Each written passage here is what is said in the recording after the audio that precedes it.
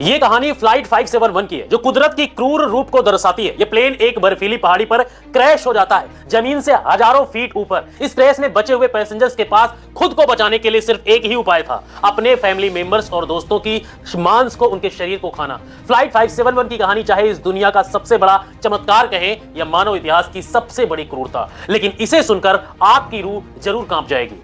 यह दिल दहला देने वाली घटना 12 अक्टूबर 1972 को शुरू होती है, जब साउथ अमेरिका के यूरेगियन फ्लाइट ने चिली देश के राजधानी सैंटियागो के लिए उड़ान भरी। इस प्लेन में रग्बी प्लेयर्स, उनके फैमिली मेंबर्स, रिलेटिव्स और उनके दोस्त मौजूद थे। टोटल 45 पैसेंजर्स थे, जिनमें से 9 क्रू मेंबर शामिल थे। यह फ्लाइट 3 घंटों में अपनी डेस्टिनेशन पर पहुंच जाती, लेकिन उसे एंडीज की पर्वतमालाओं को पार करना था। दुर्भाग्य से मौसम खराब था और इस वजह से इसे अर्जेंटीना के मेंडोजा शहर में लैंड कराया गया। फ्लाइट रात भर वहीं रुकी और अगले दिन यानी 13 अक्टूबर को उड़ान भरने की तैयारी करती है। हालांकि मौसम अभी भी खराब था, लेकिन पायलट को भरोसा था, क्योंकि वो इस रूट से पहले 29 बार उड़ान भर चुका था। इस वजह से फ्लाइट 13 अक्टूबर को दोपहर 2:10 के आसपास फिर से उड़ान भरती है। सैंटियागो पहुंचने में सिर्फ 1 घंटा बचा था और पायलट को भरोसा था कि वो 1 घंटे में सुरक्षित पहुंच जाएंगे। प्लेन 18,000 फीट की ऊंचाई पर उड़ रहा था, लेकिन अचानक मौसम खराब हो गया, जिससे विजिबिलिटी कम हो गई और पायलट को आगे कुछ दिखाई नहीं दे रहा था। पायलट सिर्फ प्लेन के इंस्ट्रूमेंट्स पर निर्भर था कि किस तरीके से वो उससे ड्राइव कर रहा था, मतलब प्लेन को उड़ा रहा था।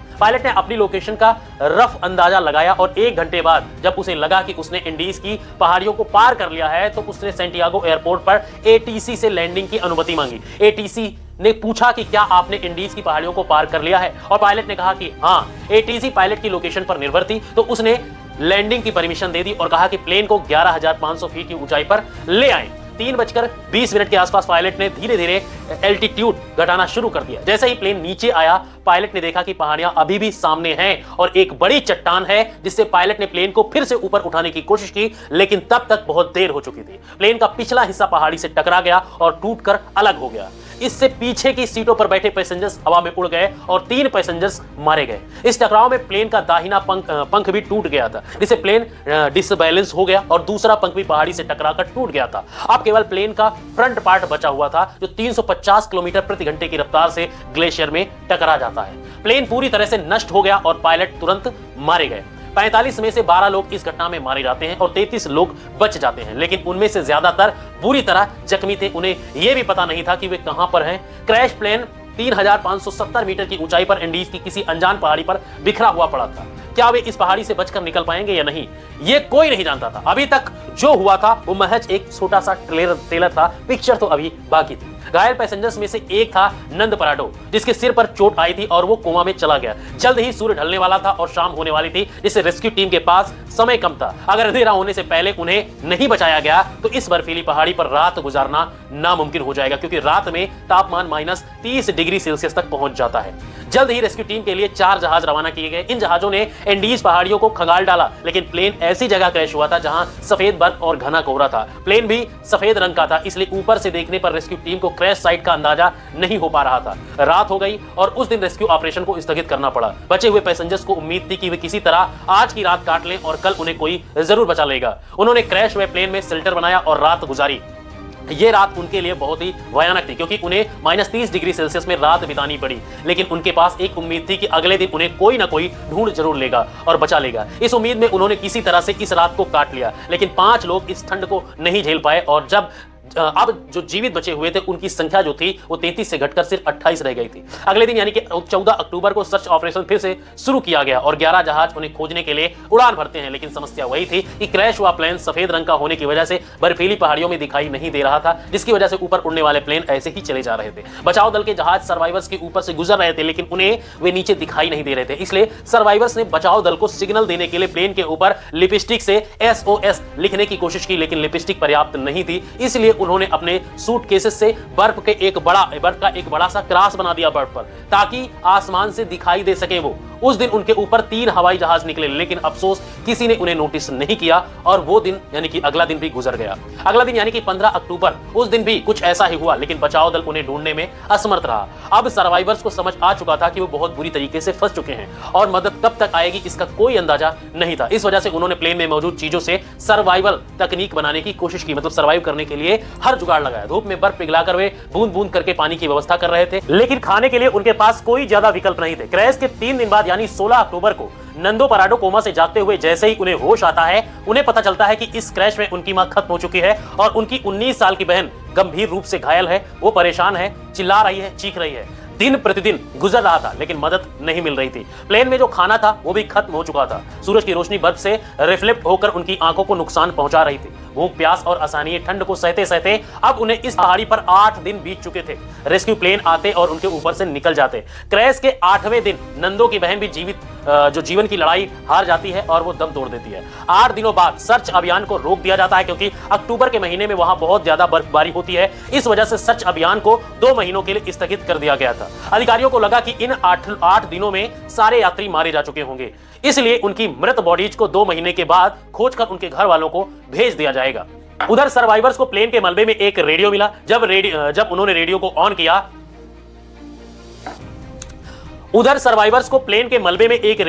जब उन्होंने रेडियो को ऑन किया तो उन्होंने सुना कि फ्लाइट 571 के सर्च ऑपरेशन को बंद कर दिया गया है। इस न्यूज ने सर्वाइवर्स के होश उड़ा दिए।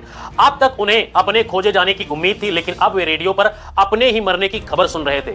उनकी एकमात्र उम्मीद की किरण भी टूट चुकी थी। अब उन्हें पता था कि यहां पर उनकी मौत निश्चित है। अब या तो परिस्थितियों को अपने ऊपर हावी होने दें या उनका डटकर सामना करें। उन्होंने प्लेन की सीटों को फाड़कर उसकी रुई को अपने कपड़ों में भरकर ठंड से बचने की कोशिश की। सीट कवर को पैरों में लपेटकर बर्फ में चलने के लिए जूते बनाए। सबसे बड़ी दिक्कत खाने की थी। अब जीवित रहने के लिए उनके पास केवल एक ही विकल्प था, वो करना जो इतिहास में कभी किसी ने नहीं किया और जिसके बारे में सोचकर भी रूह कांप जाए। उन्होंने बर्फ में पड़ी अपनी फैमिली मेंबर्स, रिलेटिव्स और जिसके साथ वे कभी खेले कूदे थे उन दोस्तों की मृत बॉडीज को खाने का फैसला किया। हालांकि यह फैसला लेना उनके लिए बिल्कुल भी आसान नहीं था। एक एक करके दिन गुजरते जा रहे थे और उनके पास खुद को बचाने का कोई प्लान नहीं था। वे रात को ठंड से बचने के लिए टूटे हुए प्लेन के अंदर सोते, लेकिन क्रैश के 16वें दिन यानी 29 अक्टूबर को कुदरत ने उन्हें एक और झटका दिया। जब वे रात में सो रहे थे और अचानक उन्हें पता चला कि पहाड़ से बर्फ का एक मोटा हिस्सा टूटकर नीचे गिर रहा है। ये एक एवलांच इतनी जोर से आया कि भारी मात्रा में बर्फ उनके टूटे हुए प्लेन को उनके अपने चपेट में ले लिया।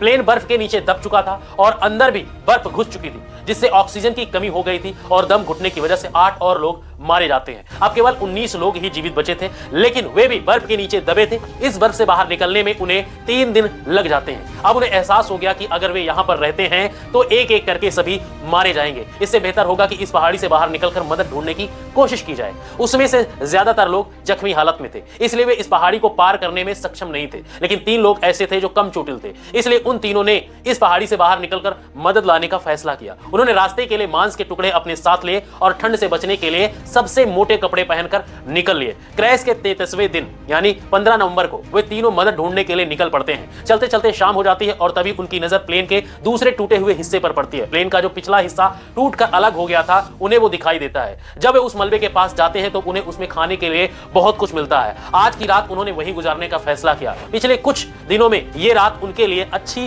रात रही। प्लेन के उस पिछले भाग में उन्हें एक बैटरी मिली। उन्होंने सोचा कि क्यों ना इस बैटरी को प्लेन के मेन बॉडी के पास लाया जाए और उसमें लगी कम्युनिकेशन डिवाइस को चालू करके मदद बुलाई जाए। लेकिन बैटरी का वजन 25 किलोग्राम था।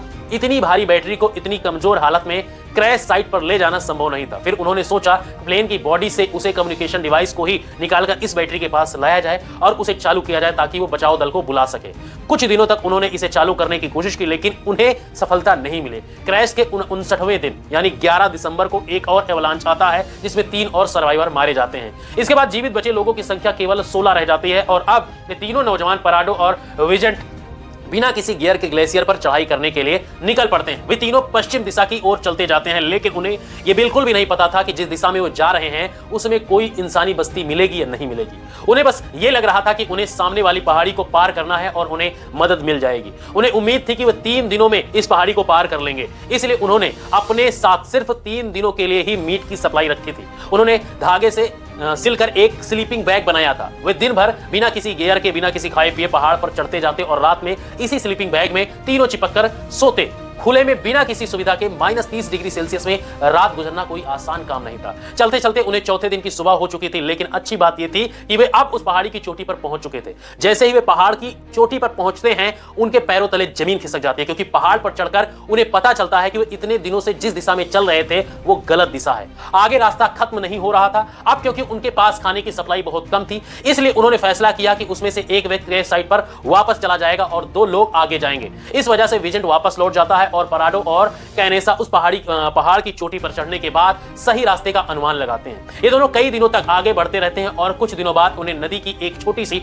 धारा मिलती है। वे उस धारा के साथ साथ नीचे चलते रहते हैं। लगातार 9 दिनों तक चलने के बाद 20 दिसंबर को उन्हें नदी के दूसरे किनारे पर 3 लोग दिखाई देते हैं। वे चलते चलते बहुत थक चुके थे। पिछले 9 दिनों में उन्होंने पहाड़ पर 61 किलोमीटर की हाइकिंग की थी और अब मंजिल उनके सामने थी। उन्होंने उनसे मदद मांगने की गुहार की, लेकिन वे लोग जो उस पार थे वो टुमारो बोलकर वहां से चले जाते हैं। उस दिन उन्हें कोई मदद नहीं मिल पाई, लेकिन अगले ही दिन वो ग्रामीण फिर से वापस आया और एक पत्थर में कागज और पेन लपेटकर नदी के उस पार फेंक देता है। पराडो ने पेन और कागज को उठाकर जो भी घटना घटी थी उसके बारे में सब कुछ लिख दिया। जब उस ग्रामीण ने उस पेपर को पढ़ा तो वो सब कुछ समझ गया, क्योंकि उसे पता है कि इन पहाड़ियों में कुछ दिन पहले प्लेन क्रैश हुआ था और उस क्षेत्र में पूछताछ के लिए लोग आए थे। लेकिन अब वो हैरान थे कि ये लोग अभी भी तक कैसे जीवित बचे हुए हैं। वो ग्रामीण जल्द से जल्द शहर गया और आर्मी कमांड के पास इस जानकारी को दिया और एयरफोर्स ने उन्हें रेस्क्यू करने के लिए अपनी एक टीम भेजी। और जैसे ही टीम भेजी वहां पर पहुंचते हैं, आर्मी अधिकारी पराडो और कैनेसा को हेलीकॉप्टर में बिठाकर क्रैश साइट पर पहुंचते हैं और 22 दिसंबर 1972 को क्रैश के 70 दिनों बाद बचे हुए सर्वाइवर को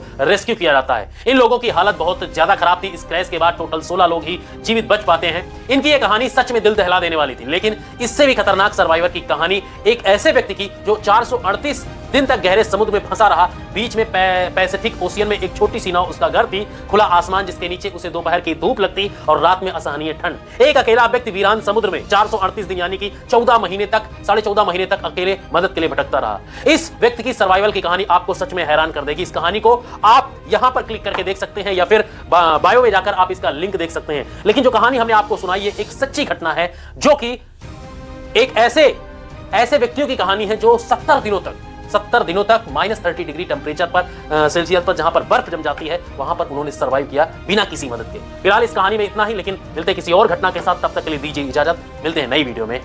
जय